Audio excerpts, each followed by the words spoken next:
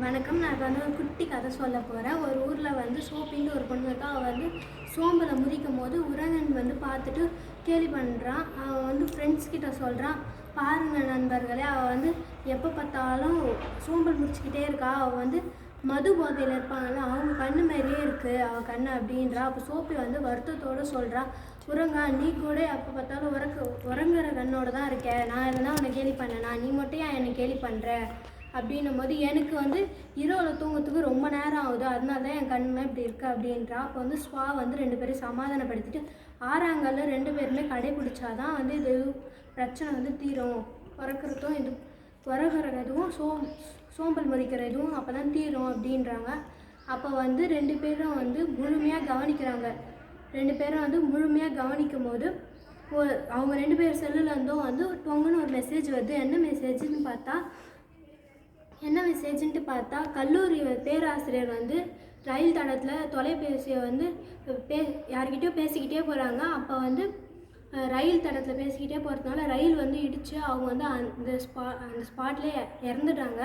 அந்த டெத்துக்கு அவங்க 2 பேரும் உறக்கணும் சோஃபியும் கிளம்பும் போது இன்னொரு மெசேஜ் வருது. என்ன மெசேஜ்னால், அந்த பேராசிரியர் இறந்தார்ல, அந்த பேராசிரியர் இறந்த மெசேஜை அந்த கல்லூரி மாணவன் வந்து 2 வீலர் ஓட்டிக்கினே பார்க்கும்போது அவனும் மோதி அங்கேயே இறந்துட்டான். இது ரெண்டுத்தையும் பார்த்ததும் வந்து சோப்பிக்கு சோம்பல் எங்கே ஓடியே போச்சு, உறக்கம் போயே போச்சு. அது ரெண்டுத்தையும் வந்து புலம்பிக்கிட்டே, அவங்க 2 பேரும் இறந்ததை வந்து புலம்பிக்கிட்டே வந்து ஸ்வாகிட்ட சொல்கிறாங்க, பர்ரா 2 பேரும் வந்து ஃபோன்னாலே இறந்துட்டாங்க அப்படின்னும் போது ஸ்வா சொல்கிறான், நீங்களும் இதேமாரி தான் பண்ணுறீங்க, எப்போ பார்த்தாலும் ஃபோன் பார்த்துட்டே இருக்கீங்க, அதனால தான் உங்களுக்கு வந்து இது சோஃபிக்கும் சோம்பலாக இருக்குது, உறக்கனுக்கு எப்போ பார்த்தாலும் உறங்க வந்துக்கிட்டே இருக்கு. அப்போ சோஃபி சொல்கிறா, ராத்திரியில் நான் ஃபோன் நோண்டுவேன், அப்போ வந்து நான் மெசேஜ் பண்ணும்போது அந்த மெசேஜ் ரிப்ளை வரலன்னா எனக்கு ரொம்ப டென்ஷனாக இருக்கும், அதனால எனக்கு வந்து தூக்கம் வராது. அது எல்லாத்தையும் பார்த்துருந்த உறக்கணும் சொல்கிறான், நானும் காலையில் ஃபோன் பார்ப்பேன், அப்போ நான் மெசேஜ் பண்ணும்போதும் அந்த ரிப்ளை வரலைன்னா எனக்கும் அந்தமாதிரி டென்ஷனாக இருக்கும் அப்படின்றான். அப்போ வந்து ஸ்வா சொல்கிறான், உங்கள் 2 பேராண்டி ஃபோன் இருக்கா, அதனால தான் நீங்கள் இவ்வளோ கவலைப்படுறீங்க, என்னாண்ட ஃபோனே இல்லை, அதனால தான் நான் ரொம்ப ஜாலியாக இருக்கேன், எனக்கு இந்த எந்த பிரச்சனையும் இல்லை, நான் ஜாலியாக இருக்கேன், நீங்களும் ஃபோனை வந்து எடுத்து வச்சுட்டு நீங்களும் ஃபோன் இல்லாத இருந்து பாருங்கள், அப்போ நீங்களும் ஜாலியாக இருப்பீங்க, எந்த பிரச்சனையும் இல்லாத அப்படின்னு சொல்கிறான் ஸ்வா. அந்த உறக்கனும் சோஃபியும் வந்து ஃபோனை வந்து செயல்படுத்த முடியாத அளவுக்கு செஞ்சிடறாங்க.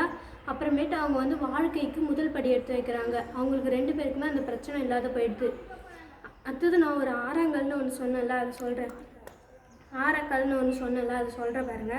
கவனித்தல், முழுமையாக கட்டுப்படுத்தல், சுய ஒழுங்கு, கமித்தல், பொறுத்து கொள்ளுதல், களிப்புறுதல், அகமகிழ்வு, கர்ம புரிதல், பலன் கருதா பணி, கருவுறுதல் அப்படின்னா பரிணமித்தல். இதுதான் அந்த ஆறாக்கல். நன்றி.